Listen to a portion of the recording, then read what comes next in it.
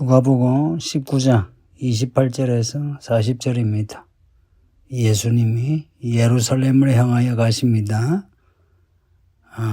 계속해서 예루살렘을 향하여 가신다. 이 구절이 반복이 돼요. 예수님이 예루살렘에 가시며 죽임을 당하십니다. 예수님은 그걸 알고 계시고요. 알고 계시기에 하시는 말씀이 특별하십니다. 이 특별하신 말씀은 우리에게 주시는 말씀이에요. 28절 보면 이 말씀을 하시고 예루살렘을 향하여 앞서서 가시더라. 말씀하시고 또 한마디 찍고 또 말씀하시고 또 마디 끝나고 또 말씀하시고 우리도 계속해서 말씀을 들어야 합니다. 29절에 감람원이라 불리는 산쪽에 있는 벳박에 베다니에 가까이 가셨어요. 예루살렘에서 한 2km 남짓됩니다. 보이는 동네예요. 제자 중에 둘을 보내셔서 이렇게 말씀합니다. 너희는 맞은편 마을로 가라. 그리로 들어가면 아직 아무도 타보지 않은 나귀 새끼가 매여 있는 걸 보리니 풀어서 끌고 오라. 만일에 누가 너에게 어찌하여 푸느냐 묻거든 말하기를 죽어 서시겠다 하라. 라고 말씀하신 거예요. 말하자면 저 맞은편 마을로 들어가서 타보지 않은 나귀 새끼 있으면 가지고 오라. 누가 뭘 하면은 우리 주님이 쓰신다 하고 데리고 오라 한 겁니다. 특이한 말씀이죠. 예전에 이런 말씀 안 하셨어요.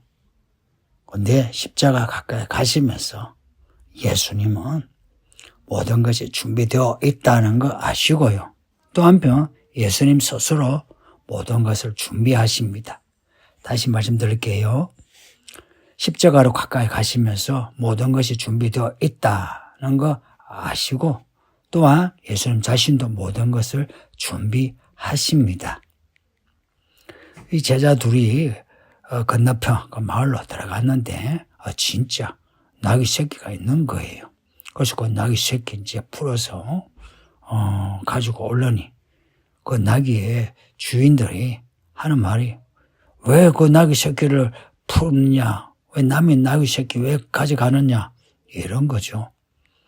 여기에 대해 제자들이 하는 말이 주께서 서시겠다 했답니다. 예수님이 말씀하신 그대로 말한 거예요. 그리고는 그것을 예수님께로 끌고 오는데 그 나귀 주인들이 아무 말 하지 않았다는 겁니다. 성도님들, 믿음으로 살며 모든 것이 준비되어 있습니다. 오늘 이 이야기가 2000년 전에도 있고요. 지금도 있습니다. 우리가 하나님의 일을 하려고 가면 사람도 준비되어 있고 돈도 준비되어 있고 모든 것이 준비되어 있습니다. 그러니 믿음으로 사는 거 겁내지 마세요. 저도 살아보니 정말 믿음으로 살 때에 여호와 이레를 만날 수 있고요. 믿음으로 안 살면 내가 아둥바둥 힘들어요.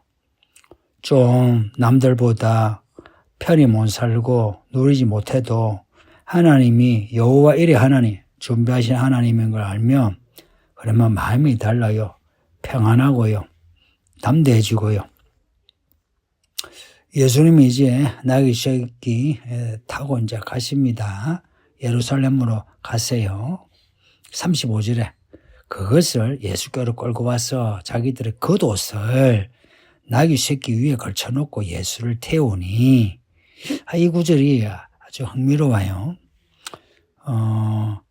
겉옷을 나귀 새끼 위에 이제 걸쳐놓는 거는 우리가 안장을 위에 올려놓는 것처럼 그렇게 옷을 올려놓는 거라 생각하는데 근데 다른 복음서에는 그게 예수님이 타시는 거예요. 그런데 누가복음에는 예수를 태우니 누가? 제자들이. 이런 점에서 누가복음의 말씀이 어떤 복음서보다 더 흥미로워요.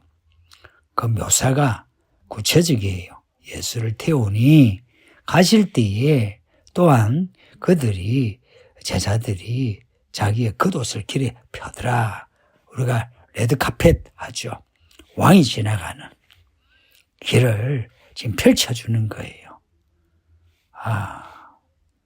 이런 제자의 모습은 정말 보기 좋죠.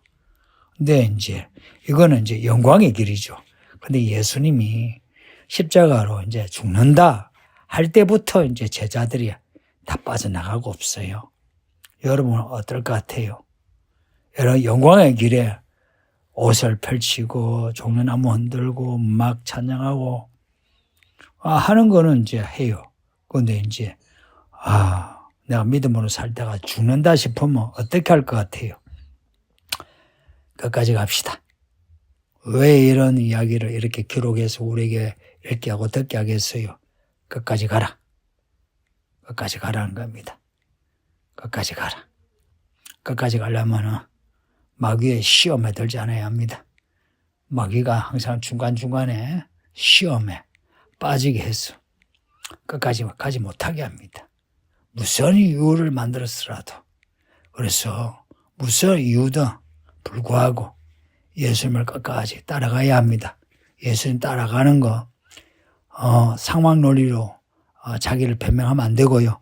주야 말씀으로 가세요. 말씀대로 했더니 낙엽 새끼가 준비되어 있고 말씀대로 했더니 주인이 그냥 보내주더라. 말씀대로 할 때에 하나님이 준비하신 하나님의 일들을 경험할 수 있습니다. 37절에 감난산 내리막길에 가까이 오시면 제자의 온 무리가 이거는 이제 12제자 말고 예수님을 따르는 무리들이 많아요. 그 무리들이 때로는 제자로 이렇게 등장합니다.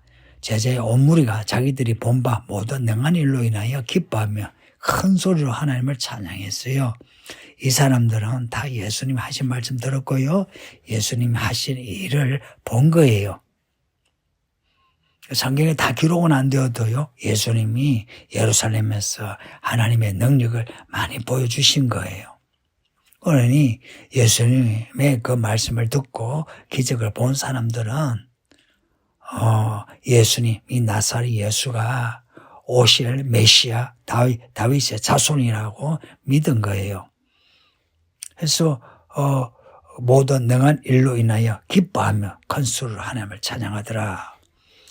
이렇게 이 사람들은 자기가 본 것으로 예수님이 누군지 아는데 바리새, 서기관, 장로, 제사장들은 자기가 보고 자기가 듣고도 인정하지 않아요.